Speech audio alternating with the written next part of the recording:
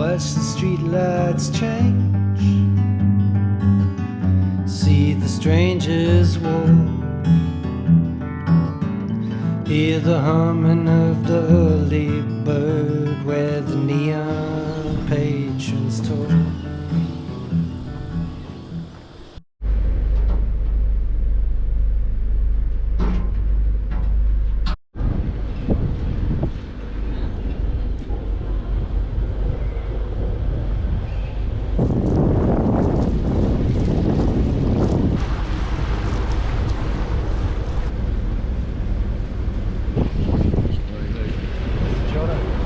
How are we? Welcome to Nelson's Bay, New South Wales. Beautiful one day and even better than next. He's not a local. And I'm not a local. I live in God's own country, a bit further up the coast. But this will do. It's not a bad work environment. Someone's got to do it. How do you get this job? Well, you know, rock, paper, scissors. Yeah. Yeah, I'm pretty good at it. Yeah, and I've got to practice. You got to practice, yeah.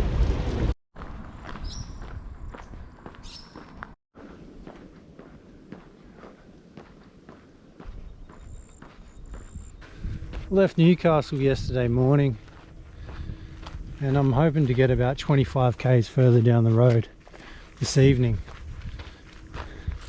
The goal is to get to Foster by Wednesday. Today's Monday, and if I follow these coast roads and a few trails that connect everything up, I should get there. It's 85 kilometers. Pretty high mileage considering the weight that I'm carrying. I've actually packed, you know, a jar of peanut butter, bread rolls, some bananas. Not the lightest food to carry, but I just know that it works. I know that I can eat it, digest it, it gives me energy, doesn't fuck my stomach up. And it's cheap. So it's really nice to finally get kind of away from the grid. Sure, there's a road right there, but there's no shops until Foster. There's nothing much. I guess we'll find out what there is.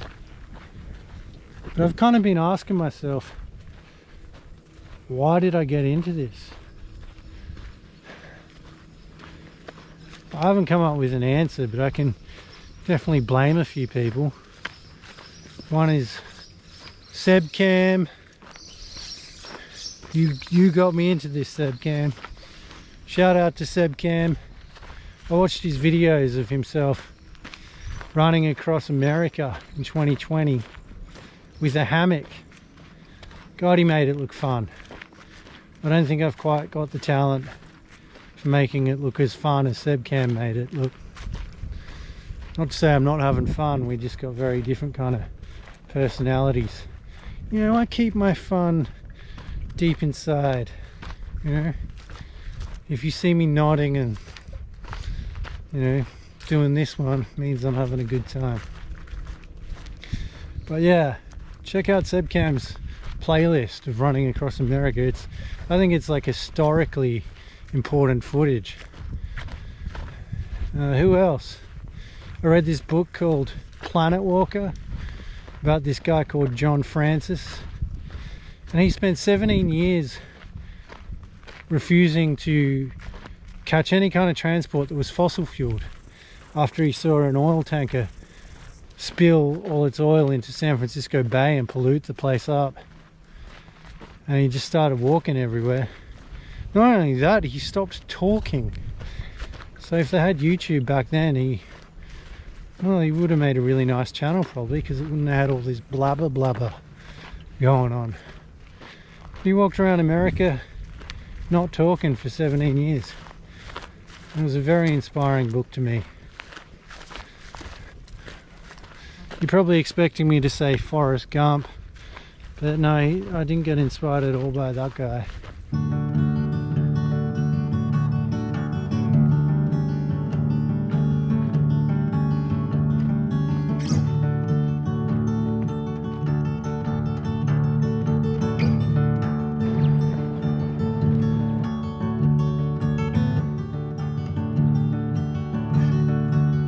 Got my speed walking on because I'm not sure when the terrain is going to change. But at the moment, I'm surrounded by these kind of marshy, kind of scrubby kind of vegetation areas where there's nowhere to pitch a hammock, and also the sky's looking really annoyingly shit, and I'm kind of feeling a bit exposed out here. So I've got no internet reception, I can't look at Google Maps, but I'm just going to keep gunning it until something happens. See, I don't know what's down there. It doesn't look like there's anywhere, like it looks like the landscape kind of stays similar. I can hear thunder now, fuck. I do not like this.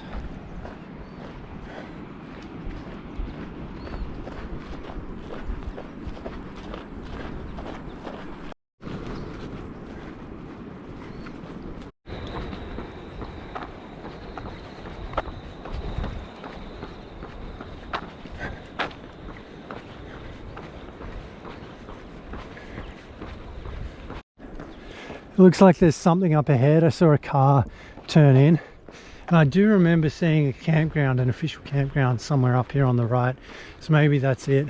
I think I'm going to actually go and talk to whoever's in charge, if anyone's in charge, and just see if I can stay there. I know I'm being a wimp. Thunder scares the crap out of me. Don't know if I can get over it, but I just kind of want to be near other people if the storm ends up like the storm in Terrigal. God, if you watch that video, I missed half the footage. I don't know why. I think I just wasn't filming. I thought I was filming, but that was just, yeah, that was, I mean, the hammock skin floated away. The whole place was flooding. Anyway, I can feel the first drops of rain. Fuck me. I thought this wasn't going to hit till Wednesday. Good one, weather person. Now I'm stuck out in the middle of nowhere. I wonder who the hell Stuart and Lloyd are. Well, it is a lightning storm. I'm at Stuart and Lloyd's campground, and I feel okay because I feel like it's an official campground. Obviously, like, the rangers check the trees to see if they're healthy, and I'm off the road. Oh, being up on that road, you're sort of higher than all the trees around you, and it's like shit. So I'm just gonna hide out here, a little hidey hole. See, that's where I am, just sitting down in there.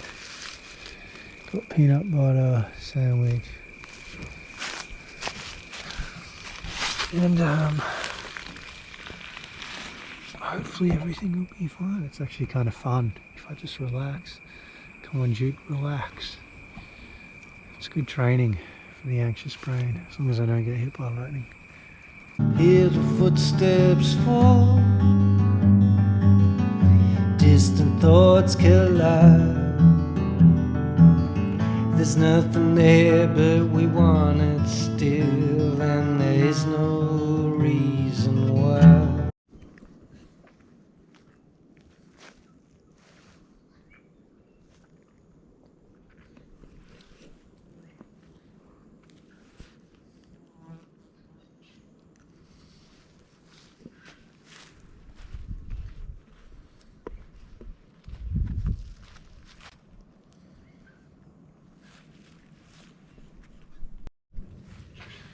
So I am right here.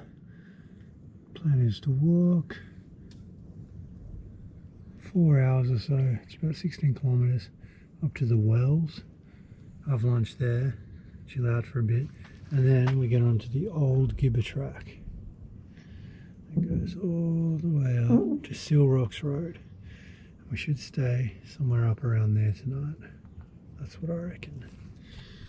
And then tomorrow we go all the way up there to Forster. We'll probably get further than that actually. We'll see how we go.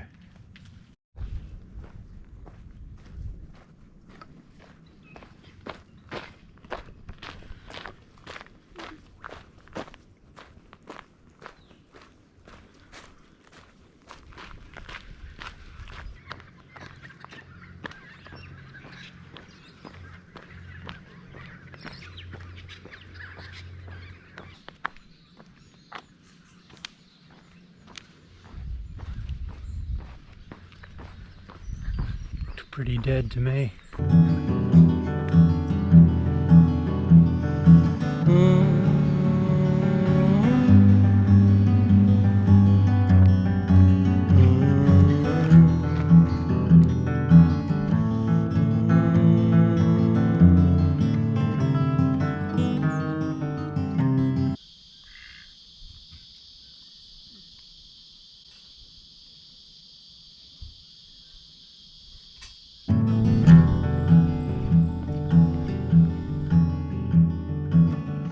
Feel the winter's edge in your naked bones. Beneath the bridges where the shadows live, 'cause they like to live alone.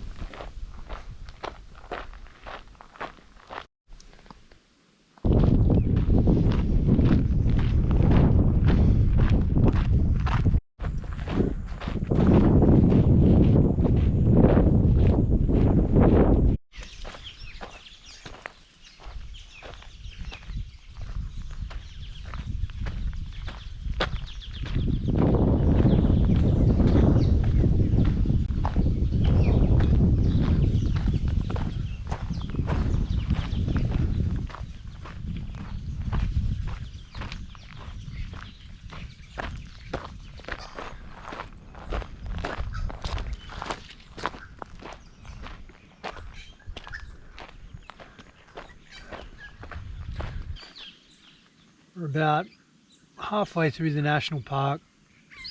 Bungwal is that way, about 15 kilometres.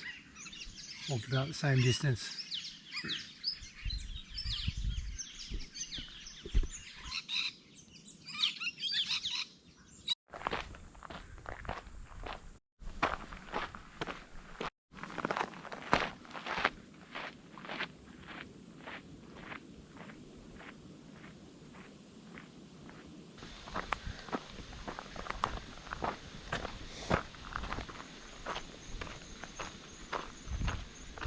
Now I've gotten halfway through all the food. Still, you can really feel the heaviness after walking for, I don't know, like 7 hours today now. I left at 7 AM and I think it's about 2:30 or 3. I don't want to pull over again and unpack everything. I'm just going to keep strolling along. It's not far to Yangon, and then after Yangon isn't a town. I think it's just a name on the map. I don't think there's anything in Yangon, but it's just been this like milestone in my mind. Like, when I get to Yangon, everything will be good in Yangon. Really, it'll probably just be like this, which is good. I'm complaining. But there's a service station. On Google Maps, it says it sells fuel and liquor. That's what it's advertised as. So it's just obviously an independent liquor and fuel store. So that'll be interesting. It's in Bang.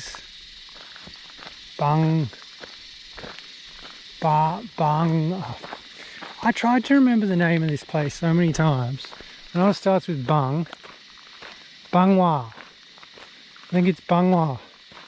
So mission is get to Bangwa because I want to sit somewhere and just chill for a bit. It's not as if I know how to get water out of the roots of the trees or out of the ground or whatever. I do have a foraging book about the Australian East Coast and all the plants that are edible that you can pick. And I will go on a foraging trip sometime, but now is not the time for foraging. Now is the time for getting to Bangwa, Bangstar, Bang something. I imagine the service station will be open, but if not, I do have some water and some food. Well, there should be a tap there. I've still got about 3/4 of a litre of water.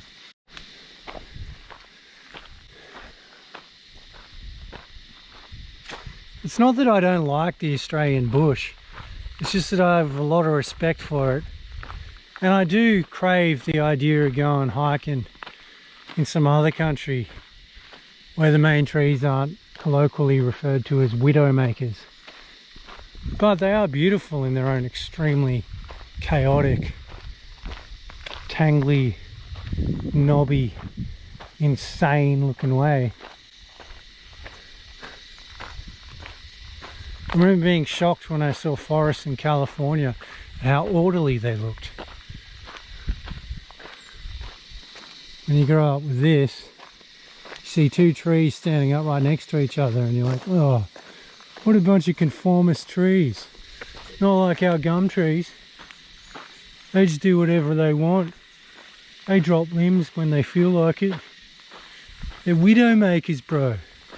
They make widows of ya.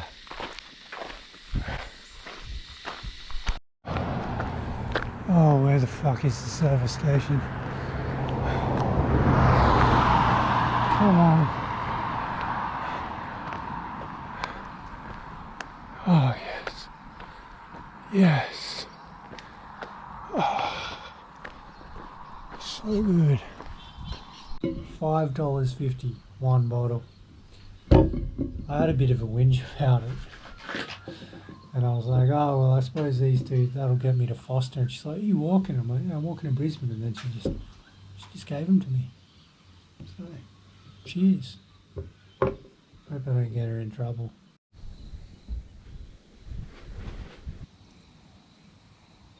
It's not exactly stealthy, but there aren't any other options. So, it'll have to do. I kind of like having a shelter over my head.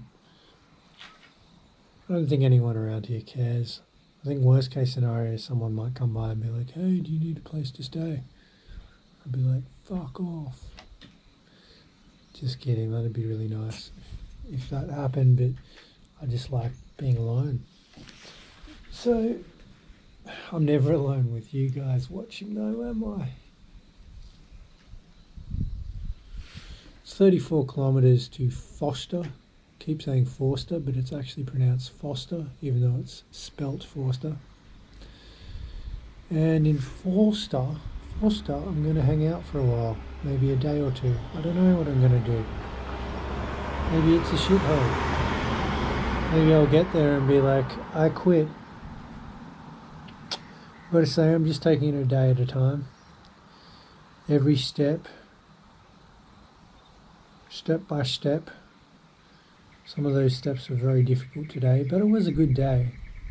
I think I probably did over 50 kilometres, all in National Park. It's a weird feeling being out in the National Park.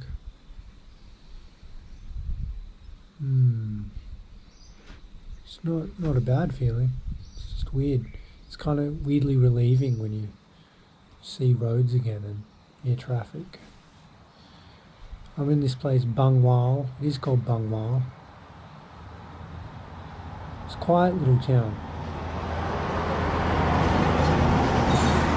Shut up. There's no internet. I'm all alone.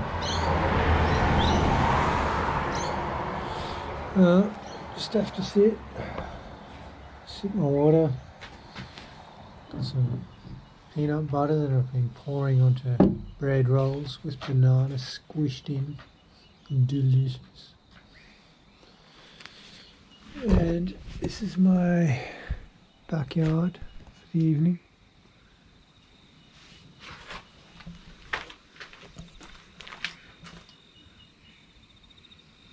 Obviously it's someone else's backyard,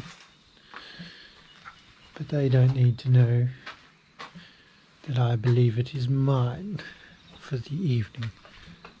And here's my driveway, and that's my fart. So I hope you're all having a lovely time watching my very wholesome videos. I try to not ruin the videos by speaking or farting or doing all sorts of jukey things. I'm tired. It's sleepy time.